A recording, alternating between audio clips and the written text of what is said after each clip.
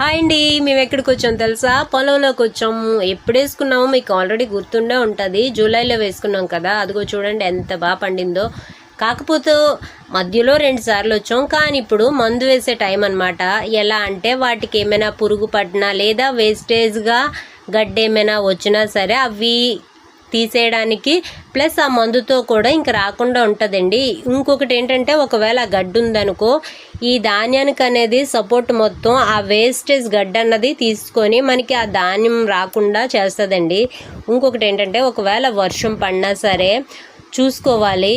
ఒకవేళ ఎక్కువైపోయినా సరే మళ్ళీ సరే వాటికి గడ్డి కొడతారు కదా, అదేనండి నీరు వెళ్ళిపోయేలాగా వాటికి దారి ఇచ్చేటట్టుగా చూసుకోవాలి. ఒకవేళ నీళ్ళు ఎక్కువైపోయినా సరే మళ్ళీ ఇబ్బందే, నీరు లేకపోయినా ఇబ్బందే. ఇది మనకి ధాన్యం వచ్చే వరకు ఏదో ఒకటి చూస్తూనే ఉండాలి. ఒక చంటి పిల్లని చూసుకున్నట్టు చూసుకోవాలి.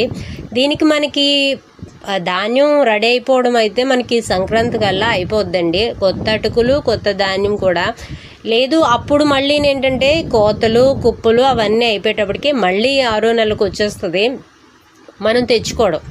ఇంకా ధాన్యం పంట అయితే అయిపోతుంది కంప్లీట్గా. మన ఇంటికి తెచ్చుకోవడం మాత్రం కొంచెం డ్రై అయ్యే వరకు అక్కడే ఉంచుతారు. అగో చూస్తున్నాం కదా.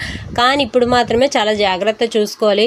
అతిగా ఎండున్న ఇబ్బందే, అతిగా వర్షం ఉన్న ఇబ్బందే. కానీ ఏంటంటే చాలా బాగుంది పంట అయితే మాత్రం. అదిగో మా మరిది ఒక పక్క, మా వారు ఒక పక్క మందు కొడుతున్నారు. ఎందుకంటే ఇది ఒకరితో అయ్యే పని కాదు. ఇంకొక చివరినైతే ఇంకో మనిషి కూడా ఉన్నారు. దగ్గర ఏంటంటే మా స్థలానికి 5గురు మనుషులు అనమాట. చూస్తున్నారు కదా.